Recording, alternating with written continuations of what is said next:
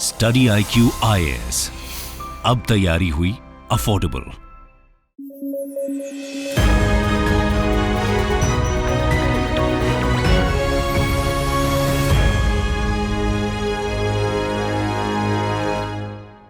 नमस्कार दोस्तों, स्वागत है आप सभी का स्टडी IQ में। मैं हूं आपका दोस्त राहुल सायगांवकर। आज हम लोग न्यूक्लियर एनर्जी के बारे में चर्चा करने वाले हैं। यहाँ पे हम लोग इंडिया की न्यूक्लियर एनर्जी स्टेटस के बारे में डिस्कशन करने वाले हैं। हम जानते हैं कि रशिया और यूक्रेन के बीच एक युद्ध चल रहा है। उस युद्ध को 100 दिन से भी ज्यादा हो चुके हैं, अभी भी युद्ध जारी है। Conflict is still going on. आज हम लोग चर्चा करेंगे कि उस कॉन्फ्लिक्ट की वजह से, रशिया और यूक्रेन के बीच जो युद्ध चल रहा है, जो कॉन्फ्लिक्ट चल रहा है, उसकी वजह से क्या इंडियन एनर्जी सेक्टर के ऊपर कोई परिणाम हुआ है। ये रहेगा एजेंडा हमारी डिस्कशन का। और अगर हम लोग ये खबर देखें तो कहीं ना कहीं इंपैक्ट जरूर हो रहा है। Question mark on the Russian inputs, India is now evaluating French offer eight Jaitapur. तो आज हम लोग बात करने वाले हैं क्या है सिनारियो इंडियन न्यूक्लियर एनर्जी का। देखिए, अगर हम लोग बात करें जो कंट्री से, जो दूसरी कंट्री से इंडिया में क्या कोई न्यूक्लियर रिएक्टर्स इंपोर्ट कर चुके हैं, क्या उन्होंने न्यूक्लियर रिएक्टर्स इंडिया को भेजे हैं? यस। कौन सा ऑपरेशन है? केवल रशिया का एक प्रोजेक्ट ऑपरेशनल है अभी तक, वो है कूदनकुलम। कूदनकुलम में रिएक्टर 1 रिएक्टर 2 दोनों भी अभी चल रहे हैं। 2000 मेगावाट एनर्जी हमें दे रहे हैं। और वहीं पे रिएक्टर 3 रिएक्टर 4 रिएक्टर 5 रिएक्टर 6 का प्रोजेक्ट अभी भी चल रहा है, जहां पे रशिया की इन्वॉल्वमेंट है। लेकिन हम जानते हैं कि पिछले 100 दिनों से भी ज्यादा हो चुकी है रशिया की इन्वॉल्वमेंट वॉर में भी हो चुकी है, जिसकी वजह से कूदनकुलम के प्रोजेक्ट्स के ऊपर एक सवाल जरूर उठ चुका है। सवाल ये है, is Russia a viable partner for nuclear energy in India? अब यही भारत सरकार भी सोच रही है, और इसी के चलते जैतापुर प्रोजेक्ट, जो महाराष्ट्र में सबसे बड़ा प्रोजेक्ट प्लान किया गया था, वहां पे एक फ्रेंच कंपनी थी अरेवा, जिन्होंने इंटरेस्ट जताया था। 2008 में ये डील साइन हुई थी, लेकिन अभी फिर से पिछले साल उन्होंने फिर से एक पुश किया है, एक रिक्वेस्ट दी है फॉर दिस पर्टिकुलर प्रोजेक्ट, जहां पे खबरें आ रही है कि India is evaluating this option. यानी कि आगे चल के कहीं ना कहीं फ्रांस भी एक मेजर प्लेयर बन सकता है इंडियन न्यूक्लियर एनर्जी मार्केट में, न्यूक्लियर एनर्जी डोमेन। तो आज हम लोग उसी के ऊपर चर्चा करने वाले हैं।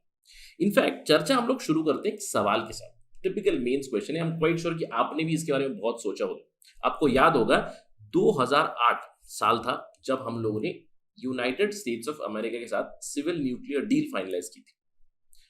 अभी इस चीज को ऑलमोस्ट 14 साल होने आ रहे हैं। कुछ ही महीनों में 14 साल हो जाएंगे हमारी सिविल न्यूक्लियर डील को। इन 14 सालों में क्या आपने सोचा है कि अभी तक कोई यूनाइटेड स्टेट्स का न्यूक्लियर रिएक्टर या फिर न्यूक्लियर कोलैबोरेशन इंडिया में अभी तक नहीं हुआ है? क्या आपने सोचा है क्यों? इसी से जुड़ा हुआ एक सवाल। Years after the Indo-US nuclear deal, very little progress has been made on the nuclear deal projects in India.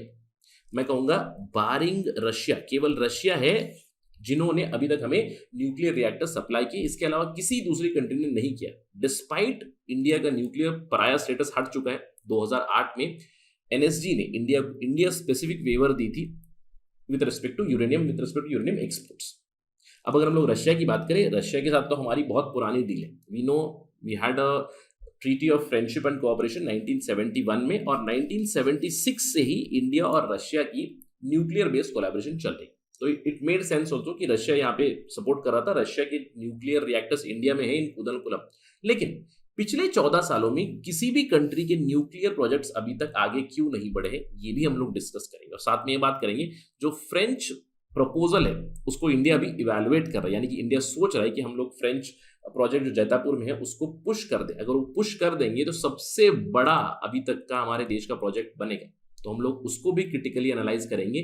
Are French reliable और आर फ्रेंच वायबल पार्टनर्स, इसके ऊपर भी डिस्कशन करेंगे। थोड़ा सा लंबा डिस्कशन हो सकता है, बट इस सवाल से जुड़ा हुआ काफी फॉर्डर आपको मिलेगा for answer writing. So be with me till the very end to get all that information. चलिए चर्चा शुरू करते हैं। लेकिन उससे पहले, अगर आप यूपीएससी सिविल सर्विसेज की तैयारी कर रहे हैं तो स्टडी IQ आपके लिए लेके आए foundation course for general studies prelims as well as mains. 20 जून से क्लासेस हमारी स्टार्ट हो रही है। जैसे कि मैंने आपको बताया था, अर्ली बर्ड ऑफर था but that has gone now. मैंने आपको बताया था पहले 200 स्लॉट्स के लिए the fees was only 20,000 but the slots have been filled. देखिए, बहुत ही एक कॉम्प्रिहेंसिव प्रोग्राम बनाया गया है। One of the important features मैं आपको बताता हूँ, हैंडमेड लेक्चर नोट्स है फॉर एवरी लेक्चर आपको मिलेंगे। अगर आपने कभी गलती से लाइव क्लास मिस भी कर दिया है तो स्टूडेंट्स को हेल्प मिलेगी in case they have missed the lecture in terms of note making, in terms of preparation. और क्योंकि यहाँ पे पर्सनलाइज प्रिपरेशन होगी, we have mentors available for you. Mentorship चलेगी, one on one mentorship, group mentorship भी यहाँ पे involve है। तो एक कॉम्प्रिहेंसिव प्रोग्राम बनाया गया है जिससे आपकी तैयारी और भी अच्छी हो सकती है। और आप जानते हैं तैयारी अफोर्डेबल भी बन चुकी है। जैसे कि मैंने आपको बताया अर्ली बर्ड ऑफर तो जा चुका है, लेकिन अगर आप कोड इस्तेमाल करेंगे राहुल लाइव 20 तारीख तक, if you use this particular code you will get the course, entire course for only 18,500 rupees. 10 महीने आपकी क्लासेस चलेगी, इसके अंदर 900 घंटों से भी ज्यादा क्लासेस चलेंगी, live classes every day. There is a schedule which is there. Just go to our website to get all the details and enroll as soon as possible. Limited number of seats है, जैसे ही seats fill हो जाए तो आपको बाद में admission भी नहीं मिलेगा। तो avail this particular opportunity. जैसे कि मैंने आपको बताया, हाल ही में डिपार्टमेंट ऑफ एटॉमिक एनर्जी ने कहा है कि they are actively examining the French proposal. French company है EDF करके, स्टेट ओन पावर कंपनी है, जिन्होंने एक बाइंडिंग टेक्नो कमर्शियल ऑफर दिया था पिछले साल अप्रैल में जैतापुर प्रोजेक्ट के लिए। उन्होंने एक ऑफर दिया था और इंडिया की डिपार्टमेंट ऑफ एटॉमिक एनर्जी उसको केयरफुली एग्जामिन कर रही है। सबसे पहले आप मुझे बताइएगा, डिपार्टमेंट ऑफ एटॉमिक एनर्जी ये किस मिनिस्ट्री के अंडर आता है? अगर मैं एक स्टेटमेंट कह दूं, department of atomic energy comes under ministry of science and technology. क्या ये स्टेटमेंट सही होगा? Do let me know in the comment section. अब सवाल उठता है कि DAE इसको एग्जामिन क्यों कर रहा है? जैसे कि मैंने आपको बताया, ऑलरेडी रशिया और यूक्रेन के बीच एक वॉर चल रहा है, जिसकी वजह से हमारी जो न्यूक्लियर पार्टनरशिप है विद रशिया, इसके ऊपर सवाल उठ चुका है। हम लोग थोड़ी देर में बात करेंगे क्यों सवाल उठा ये भी, लेकिन सबसे पहले हम लोग जानते हैं बैकग्राउंड के बारे में, क्योंकि बैकग्राउंड जानना बहुत जरूरी होगा। भाई 2005 में इंडिया और यूनाइटेड स्टेट्स की सिविल न्यूक्लियर डील की नेगोशिएशन शुरू हुई। उससे पहले अगर हम लोग बात करें 1998 में इंडिया एक न्यूक्लियर पावर बना। जैसे न्यूक्लियर पावर बना, बहुत सारी कंट्रीज ने इंडिया के ऊपर सैंक्शन लगाए क्योंकि इंडिया ने न्यूक्लियर वेपन बनाया इसलिए। तो 1998 के बाद इंडिया एक न्यूक्लियर पराया स्टेट था कि इंडिया के ऊपर न्यूक्लियर बैन लगा हुआ था, कह सकते हैं हम लोग। लेकिन 21st सेंचुरी में धीरे धीरे चीजें बदलने लगी। इंडो यूएस रिलेशनशिप धीरे धीरे बढ़ने लगी। 2005 में हम लोगों ने सिविल न्यूक्लियर डील की नेगोशिएशन शुरू कर दी under the UPA government. Finally 2008 सितंबर में NSG का वेवर भी मिला हमें, राइट। न्यूक्लियर सप्लायर्स ग्रुप जो है, इन्होंने कहा कि हम इंडिया को जो भी सिविल यूज के लिए यूरेनियम की जरूरत पड़ेगी उसे एक्सपोर्ट कर सकते हैं। और उसी महीने में हम लोगों ने एक डील भी साइन की थी जैतापुर प्लांट के लिए विथ फ्रांस की एक कंपनी थी उस समय पे, अरेवा, जिन्होंने कहा था कि हम 6 न्यूक्लियर रिएक्टर्स यहां पे लगाएंगे जैतापुर में, महाराष्ट्र में, 1650 मेगावाट ईच का, यानी कि 9000 मेगावाट से भी ज्यादा पावर हम लोग प्रोड्यूस करेंगे जैतापुर में। ये एक डील हुई थी 2008 में, एक एग्रीमेंट साइन हुआ था। उसके अगले ही महीने हमारा Indo US civil nuclear deal भी फोर्स में आ गया, यानी कि हमारा न्यूक्लियर पराया स्टेटस हट गया। इनफैक्ट 2008 के बाद हम लोगों ने 14 से भी ज्यादा देशों के साथ सिविल न्यूक्लियर अग्रीमेंट्स साइन किए हुए। जो भी यूरेनियम एक्सपोर्टर्स हैं, जैसे कि मैं कह सकता हूँ ऑस्ट्रेलिया हो गया, नामीबिया हो गया, कजाकिस्तान हो गया, इन सभी लोगों के साथ हम लोगों ने नई एग्रीमेंट साइन की, सिविल न्यूक्लियर कोऑपरेशन की। रशिया के साथ भी हम लोगों ने एक नई डील साइन की थी। मैंने आपको बताया था कि रशिया के साथ तो 1976 में ही हमारा एक पहला न्यूक्लियर एग्रीमेंट आ चुका था। 1998 में कूदनकुलम डेवलपमेंट के लिए एक एग्रीमेंट किया गया। उसके बाद 2009 में हम लोगों ने एक नया एग्रीमेंट साइन किया विद रशिया ऑल्सो, जहां पे रशिया ने कहा कि 16 से 18 रिएक्टर 2030 तक इंडिया में इंस्टॉल करेंगे, इंडिया की मदद करेंगे इन कंस्ट्रक्शन, राइट। अभी फिलहाल मैं कहूंगा 6 न्यूक्लियर रिएक्टर्स के ऊपर काम चल रहा है। मेनली कूदनकुलम के 2, रिएक्टर 1, रिएक्टर 2 एक्टिव है, अगले 4 रिएक्टर्स के ऊपर काम चल रहा है। अब सवाल ये उठता है कि इंडिया में स्टेटस क्या है न्यूक्लियर पावर। आप जानते हैं कि हमारा 3 स्टेज न्यूक्लियर प्रोग्राम चलता है, होमी जहांगीर बाबा ने दिया था। पहला जो स्टेज था वहां पे हम लोग प्रेशराइज्ड हैवी वाटर रिएक्टर बनाएंगे, खुद का प्रेशराइज्ड हैवी वाटर रिएक्टर बनाएंगे और यहाँ पे नेचुरल यूरेनियम इस्तेमाल करेंगे, जिससे हम लोग इलेक्ट्रिसिटी प्रोड्यूस करेंगे। और इससे जो भी डिप्लीटेड यूरेनियम और प्लूटोनियम निकलेगा उसे हम लोग सेकेंड स्टेज में फास्ट ब्रीडर रिएक्टर्स में डालेंगे। और यहां से जो यूरेनियम 233 आएगा उसे हम लोग यूरेनियम 233 फ्यूल्ड ब्रीडर रिएक्टर्स में जाएंगे, जहां पे thorium would be input, right. तो ये हमारा 3 स्टेज न्यूक्लियर प्रोग्राम है, जहां पे हम लोग आज कहां पहुंचे, we can say that we have reached here, somewhere here, right. अभी हम लोग प्रेशराइज्ड हैवी वाटर रिएक्टर बना रहे हैं, इनफैक्ट बना चुके भी हैं। इन दोनों चीजों की टेस्टिंग चल रही है कहीं ना कहीं। So we are still here itself. अब इसमें भी अगर हम लोग देखें इंडिया का स्टेटस क्या है, अभी फिलहाल इंडिया में 6780 मेगावाट का न्यूक्लियर पावर बनता है, जिसमें से अगर मैं कहूं प्रेशराइज हैवी वाटर रिएक्टर से कितना पावर निकलता है, बहुत कम। इनफैक्ट इंडिया का सबसे पहला 700 मेगावाट का जो प्रेशराइज हैवी वाटर रिएक्टर था वो रिसेंटली काकरापारा 3 बना है। इससे पहले छोटे 200 मेगावाट के प्रेशराइज हैवी वाटर रिएक्टर्स हम बना चुके हैं, 500 मेगावाट के बना चुके हैं। पहला 700 मेगावाट का जो रिएक्टर बना वो काकरापारा 3 में बना। इसके अलावा हमारी और भी ज्यादा प्रोजेक्ट्स आ रहे हैं, क्योंकि हम लोगों ने प्रेशराइज हैवी वाटर रिएक्टर बना लिए, इससे भी बड़े कैपेसिटी वाले बना रहे हैं। अभी यहाँ पे अभी भी हमारे ऑपरेशनल, आपको देख सकते हो ऑपरेटिंग साइट्स और न्यू साइट्स कहाँ कहाँ आ रहे हैं। इंडिया की नई जो न्यूक्लियर पावर प्लांट्स प्लान हो रही है, आप देख सकते हो यहाँ पे जैतापुर 1-2, ये होगा PWR। This is not a heavy water reactor, this is a normal water reactor. देखिए हैवी वाटर मतलब D2, heavy water is D2, normal water is H2, we know that. अब H2O को मॉडरेटर और कूलेंट करके इस्तेमाल किया जाएगा। Heavy water reactor में हैवी वाटर को इस्तेमाल किया जाता है, इस मॉडरेटर एंड कूलेंट। तो आप देख सकते हो यहाँ पे कुनारिया में 1 to 4 pressurise heavy water reactor बनने वाले हैं, राजस्थान में प्रेशराइज हैवी वाटर रिएक्टर बनने वाले हैं, बरगी में भी pressurise heavy water reactor plan है। लेकिन बहुत सी जगह पे PWR यानी कि हमारी प्रेशराइज्ड वाटर रिएक्टर प्लांट है, और बहुत सी दूसरी कंट्रीज के साथ हमारी कोलैबोरेशन है जो हमें प्रेशराइज्ड वाटर रिएक्टर ही प्रोवाइड कर रहे हैं, राइट। आपको ध्यान रखना है, प्रेशराइज्ड हैवी वाटर रिएक्टर हम लोग डेवलप कर चुके हैं। सबसे बड़ा Kakrapar 3 is pressurised heavy water reactor only.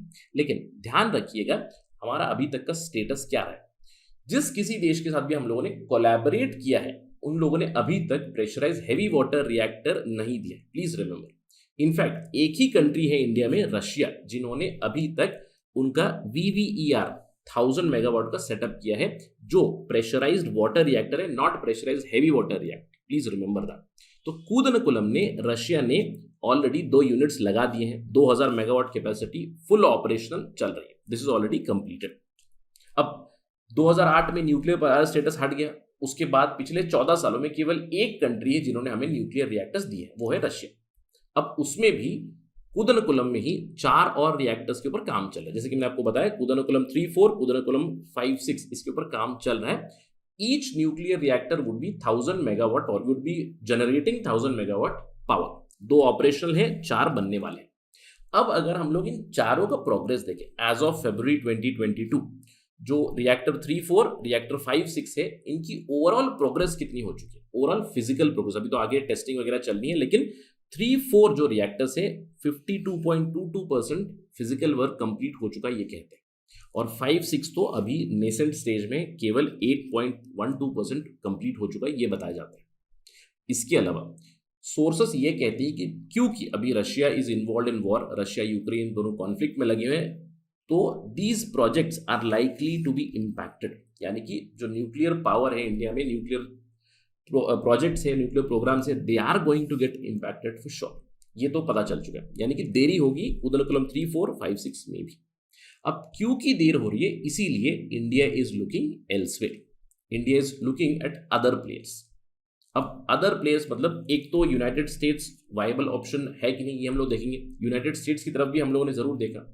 अब काफी सरप्राइजिंग सी चीज ये है कि US has been discussing about nuclear reactors a lot. 2008 में हमारा जो डील फाइनलाइज हुआ तब से लेकर काफी ज्यादा चर्चा हुई है। 2016 में एक एग्रीमेंट साइन किया गया, 2019 में एक एग्रीमेंट साइन किया गया, जहां पे यूएस बेस्ड कंपनी है वेस्टिंगहाउस इलेक्ट्रिक कंपनी, जिन्होंने एग्री किया कि हम इंडिया में 6 रिएक्टर्स लगाएंगे, अगेन 6 प्रेशराइज्ड वाटर रिएक्टर्स ही लगाएंगे, और इन्हें प्रोजेक्ट दिया गया कोवडा में, आंध्र प्रदेश कोस्टल एरिया है, वाइजैक से 260 किलोमीटर, कोवडा में ये प्रोजेक्ट प्लान किया गया, जहां पे वेस्टिंगहाउस इंडिया को AP1000, उनका मॉडल है प्रेशराइज्ड वाटर रिएक्टर का, AP1000 वाटर रिएक्टर देंगे, जिसकी कैपेसिटी, ईच रिएक्टर की कैपेसिटी होगी 1208 मेगावाट। लेकिन इस पर्टिकुलर प्रोजेक्ट में कोई प्रोग्रेस नहीं हुई, कोई ट्रैक्शन नहीं हुई, क्योंकि 2008 के बाद पहले तो काफ़ी ज़्यादा निटिग्रिटीज़ के ऊपर डिस्कशन हुई, नेगोशिएशन में जो इंश्योरेंस पॉलिसीज थी उसके ऊपर काफ़ी ज़्यादा चर्चा हुई, फिर फाइनली 2016-17 में ट्रैक्शन आई थोड़ी सी, बट उसके बाद फिर से एक स्लो डाउन आया। क्यों? क्योंकि वेस्टिंगहाउस जो कंपनी थी, इनकी कोलैबोरेशन थी GE हिटाची न्यूक्लियर के साथ, वो दोनों मिलकर इंडिया में 6 न्यूक्लियर रिएक्टर सेटअप करने वाले थे कोवडा में। लेकिन वेस्टिंग हाउस ने खुद ही 2017 में बैंक्रप्सी के लिए फाइल कर दिया क्योंकि उन्हें हेवी लॉसेस हुए थे। और उसके बाद ये प्रोजेक्ट्स आए जी हिटाची के पास। And GE Hitachi since 2017 has made any progress at all, कोई प्रोग्रेस नहीं हुई है यहाँ पे with respect to these reactors. So US although मैं कहूँगा वायबल ऑप्शन हो सकता है, लेकिन in terms of these nuclear reactors developing in India अभी तक ज्यादा ट्रैक्शन नहीं आई। अब इसीलिए रिसेंटली फ्रेंच की तरफ हम लोगों ने रुख किया।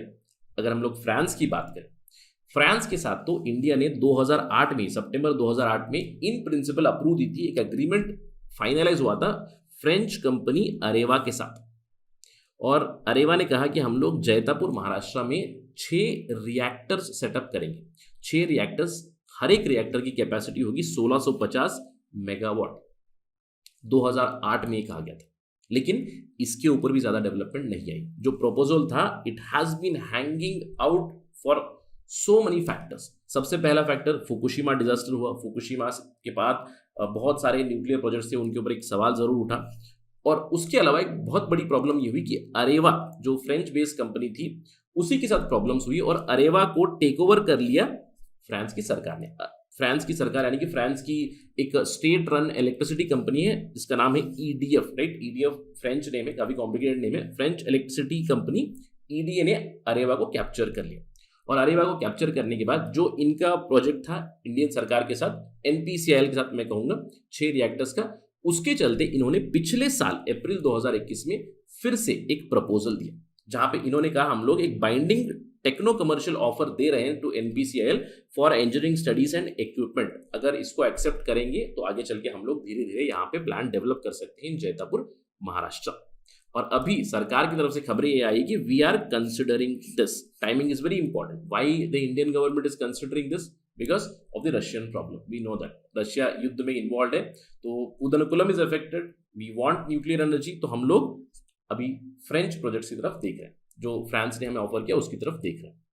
अब अगर फ्रांस का जो ऑफर है उसे एक्सेप्ट किया जाएगा तो ये हमारे देश का सबसे बड़ा न्यूक्लियर प्रोजेक्ट बनेगा with a total capacity of 9,900 megawatt, biggest ever nuclear project anywhere in the country। अगर हम लोग इसको एक्सेप्ट करेंगे, सरकार ने कहा है we are still considering it, but सवाल ये उठता है कि is France a viable option for us? I have written but here, आपको जल्दी समझ में आएगा क्यों।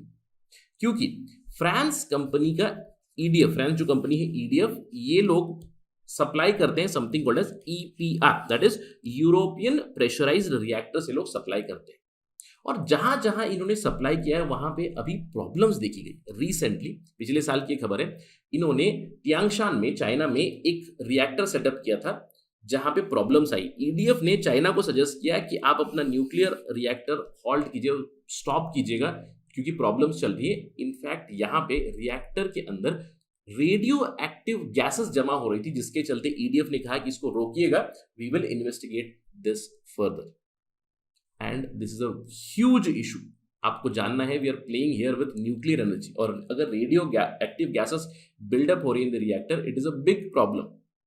Imagine if something like this happens in India, अगर न्यूक्लियर डिजास्टर हो जाए तो कौन जिम्मेवार रहेगा? That is the problem. EDF का एक और प्रोजेक्ट था, ईडीएफ का फ्लैमनविल 3 रिएक्टर, उनका जो एडवांस रिएक्टर है, 3rd जनरेशन का जो रिएक्टर है, उसके अंदर भी इन्होंने काफी ज्यादा डिलेज बताई है और काफी ज्यादा हाई कॉस्ट हो रहा है। जो भी इन्होंने कोट किया था उससे 10 गुना कॉस्ट बढ़ चुका था इस रिएक्टर का। इसके अलावा जो ईडीएफ के जो रिएक्टर्स हैं, यूरोपियन प्रेशराइज्ड रिएक्टर्स, फिनलैंड में सप्लाई कर चुके हैं। इनफैक्ट फिनलैंड में अभी तक 2 प्रोजेक्ट्स ऑलरेडी चल रहे हैं। तीसरा प्रोजेक्ट था, उसका नाम था उल्कियोलोटू 3 रिएक्टर, इसमें भी काफी ज्यादा डिले हुई और फिनलैंड ने कुछ ही साल पहले इनका जो चौथा प्रोजेक्ट था उल्कियोलोटू 4, इसको कैंसिल किया हुआ था। तो उसके बाद बहुत से लोगों ने यह भी कहा था कि क्या यूरोपियन प्रेशराइज्ड रिएक्टर्स फिनिश हो चुके हैं, क्या ये वायबल है या नहीं? इसके ऊपर बहुत सारे सवाल उठे थे। तो आई होप कि आपको जो मैंने सवाल उठाया था शुरुआत में, कई साल हो चुके हैं। 2008 में हम लोगों ने यूएस के साथ न्यूक्लियर डील फाइनलाइज की, उसके बाद अभी तक पिछले 14 सालों में केवल एक ही वायबल प्लेयर मिला है, रशिया, जिन्होंने अपने न्यूक्लियर रिएक्टर्स यहाँ पे सेटअप किए हैं जिससे इलेक्ट्रिसिटी प्रोड्यूस हो रही है। यूएस के प्रोजेक्ट्स पे कोई ट्रैक्शन नहीं आया है, फ्रेंच के प्रोजेक्ट्स पे कोई ट्रैक्शन नहीं आया। अभी फ्रेंच के प्रोजेक्ट्स को India is considering, but looking at the French track record, उसके ऊपर भी सवाल उठ जाते हैं। तो सबसे बड़ा प्रश्न हमारे लिए रह जाता है, रशिया अभी फिलहाल युद्ध में इन्वॉल्व है। If not Russia, then who will India trust for nuclear energy? क्योंकि it is a no starter with respect to US, it is a problem with French, जिसको अभी हम लोग कंसिडर कर रहे हैं। तो देखते हैं कि सरकार क्या करेगी। अब आप मुझसे एक सवाल पूछ सकते हो कि सर आपने लिखा if not Russia then who will be trust for nuclear energy, तो आपको ये लग रहा होगा sir do we trust Russia? अब मैं कहूंगा we do not know actually. क्यों? क्योंकि देखिए रशिया ही हमारे सामने अभी एक बेंचमार्क बना हुआ है, क्योंकि दूसरी कोई किसी कंट्री ने इंडिया में अभी तक न्यूक्लियर रिएक्टर इंस्टॉल किया ही नहीं है। Russia has done it, so there is no benchmark for us. और अगर हम लोग रशियन प्रोजेक्ट्स की बात करें, देखिए for instance Kudankulam 3 and 4, let's talk about the Kudankulam 3 and 4 project, जिसको 2 रिएक्टर सेटअप करने के लिए अप्रोक्सीमेटली 40,000 करोड़ रुपए खर्चा हो रहा है। 40,000 करोड़ रुपए 2 रिएक्टर, यानी कि 2000 मेगावाट के लिए approximately we are spending 40,000 crore, that is the estimation that has been given, यानी कि अप्रोक्सीमेटली 20 करोड़ रुपए प्रति मेगावाट हम लोग स्पेंड कर रहे हैं। तो this is a very costly energy in comparison to solar and other avenues. इसीलिए मैंने कहा कि do we trust Russians? We do not have any other avenue, क्योंकि वो एक ही बेंचमार्क है और यहां पे भी in comparison to other countries this is quite costly nuclear energy. तो we do not have a benchmark. जब तक दूसरी कंट्रीज इंडिया में आएंगी, न्यूक्लियर रिएक्टर सेटअप नहीं करेंगी, उनकी ऑपरेशन हम नहीं देखेंगे, तब तक हमें ये नहीं पता चलेगा। लेकिन अभी फिलहाल Russia is the only player who have installed nuclear reactors and whose reactors are working at least till now quite safely, that is the status. लेकिन हमारे सामने सवाल जरूर रह जाता है कि अगर रशिया नहीं तो हम लोग किस कंट्री की तरफ देख सकते हैं? यूएस नो स्टार्टर बना हुआ है, फ्रांस का ट्रैक रिकॉर्ड अच्छा नहीं है, तो भारत सरकार क्या करेगी इसके ऊपर हमारी नजर जरूर रहेगी। जब भी कोई डिसीजन आएगा तो will discuss that again on study IQ। That is it right now in this discussion. Thank you for watching this. जय हिंद।